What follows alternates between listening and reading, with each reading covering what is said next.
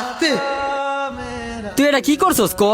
আরে ওই যে আমগুলোকে হাতি বেয়াছিল না, ওর লগে নারায়ণগঞ্জের কিছু পোলাপাইনের মারামারি লাগছে। আমারে ফোন দিছিল, আমি গিয়ে মারছি মনে কর, ভবের মারি দিছি। অগলকের একটা হাতে চাক্কু আছিল, চাক্কু দিয়ে হয়তো বা বাড়ি দিছে, এদিক দিয়ে ফাইটটা গেছে গা, আর এই হালকেট্টু চিল্লা বিল্লা গেছে গা। তুই এইগুলাতে যাসকে লিগা? এমনি তোর বাপ মাই চিন্তায় পাচ্ছে না, তার উপরে তুই আরেকজনের মারামারিতে যা আর তো মাথা মতো ভাঙ্গা লই আইছস। দেই আদি বেশি ব্যথা পাইছস? আরে বেটা, 8টার ভিতরে এমনি ব্যথা, তুই তার উপর আবার এমনি টান দিছস।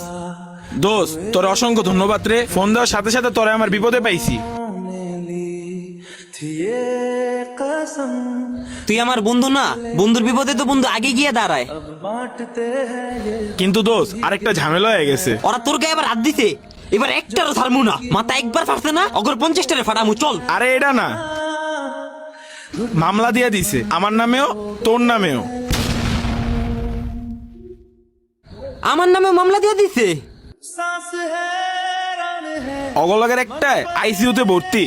আমার বাপে আর আমার কাকায় আমার থাইল্যান্ড পাঠাই দিতেছে কয়দিনের লিগা।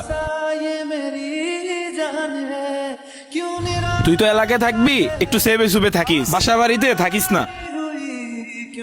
হ্যাঁ আব্বু, এই যে আমি আইতেছি, এই যে গাড়ির সামনে, গাড়ির সামনে। কি রে ভাই?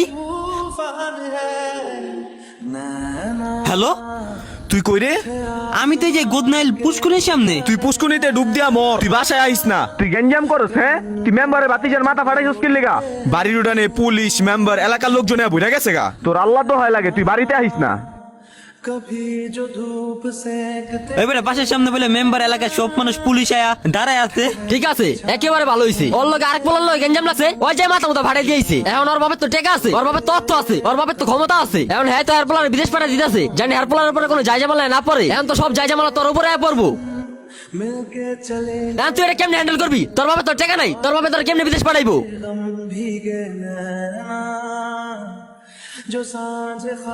এখন আমি কি করতে পারি? তুই কিছু করতে পারবি না। তোর এখন পুলিশ ধরে লয়ে যাইবো, 6 মাস জেল কাটবি, তোর বাপে একটা কিস্তি উঠাইবো, তারপরে তোর ছাড়া লয়ে আইবো।